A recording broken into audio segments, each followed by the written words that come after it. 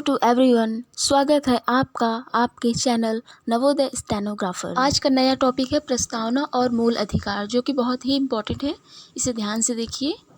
ये हर एग्ज़ाम में इसके पार्ट्स कोई ना कोई ज़रूर पूछे जाते हैं, तो इसे अटेंटिवली ध्यान से पढ़िए। ओके, चलिए स्टार्ट करते हैं। प्रस्तावना और मूल अधिकार, इसका प्रस्तावना। ओके, परिचय।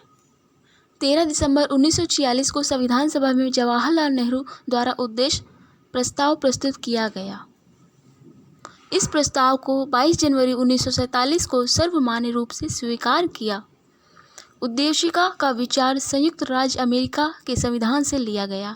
प्रख्यात न्यायविद व संवैधानिक विशेषज्ञ N.A. पलानीवाला ने प्रस्तावना को संविधान का परिचय पत्र कहा। नेक्स्ट, प्रस्तावना के तत्व। संविधान के अधिकार का स्रोत भारत की जनता,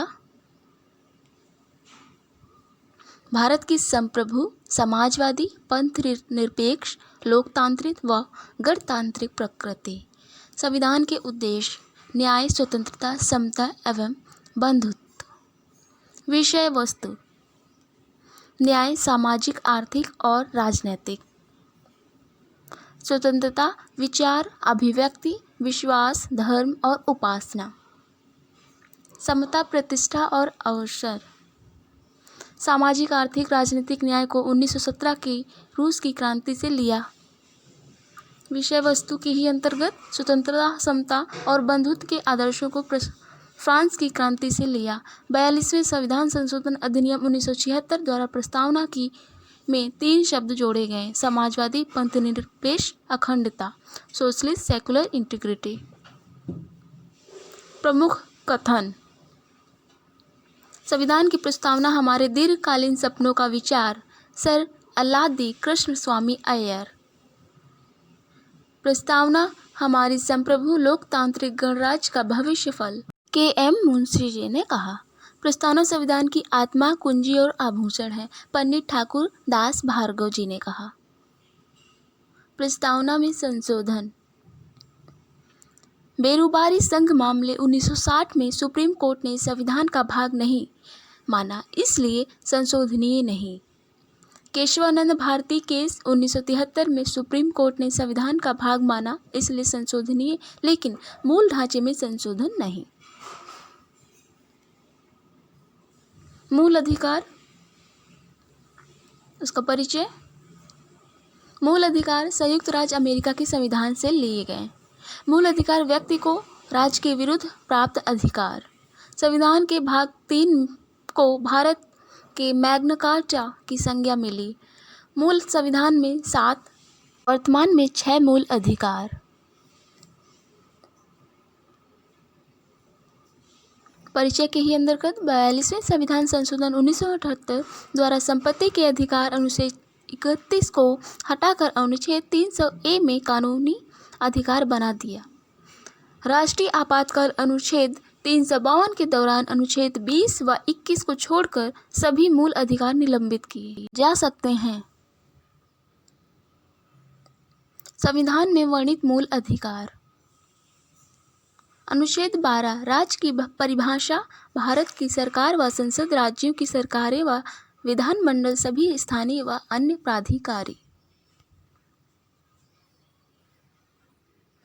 अनुच्छेद 13 मूल अधिकारों से असंगत व उनका अल्पीकरण करने वाली विधियां।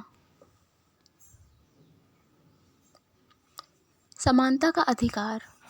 अनुच्छेद 14 विधि के समक्ष समानता। अनुच्छेद 15 धर्म, मूलवंश, जाति, लिंग या जन्म स्थान के आधार पर भेदभाव का निषेध।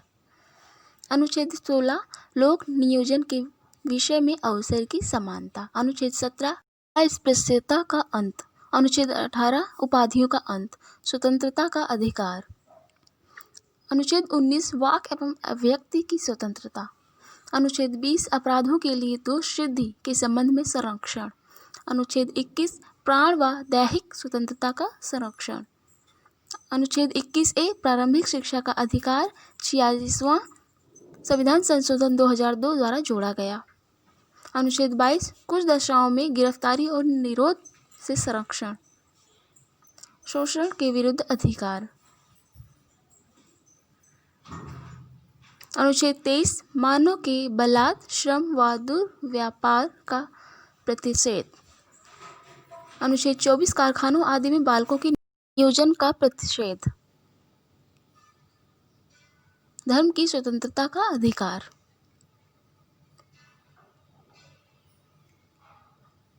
अनुच्छेद 25 अंतःकरण की और धर्म को अबाध रूप से मानने, आचरण और प्रचार करने की स्वतंत्रता। अनुच्छेद 24 धार्मिक कार्यों के प्रबंधन की स्वतंत्रता। अनुच्छेद 27 किसी विशेष धर्म की अभिवृद्धि के लिए कर नहीं देने की स्वतंत्रता। अनुच्छेद 28 कुछ शिक्षा संस्थानों में धार्मिक शिक्षा या उपासना में उपस्थित होने की स्वतंत्रता।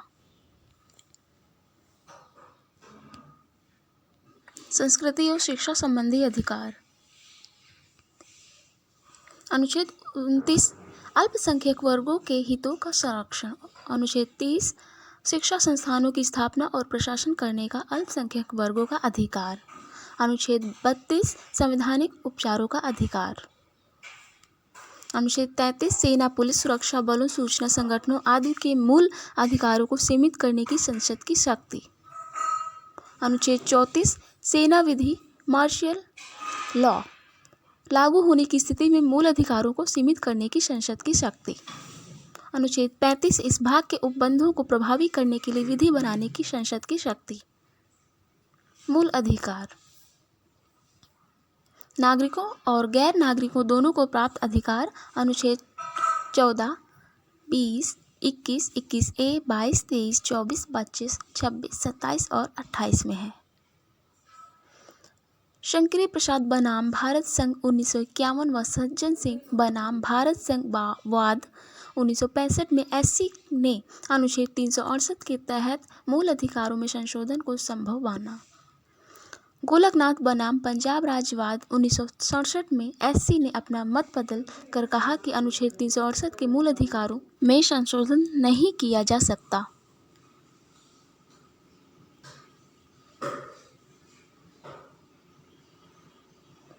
24वें संविधान संशोधन 1971 के तहत संसद के पास मूल अधिकारों को सीमित करने की शक्ति होगी। केशवानंद भारती बनाम केरल राज्य 1973 में एससी ने संविधान के आधारभूत ढांचे का सिद्धांत दिया। 24वें संविधान संशोधन को भी वैध माना। Thanks for watching.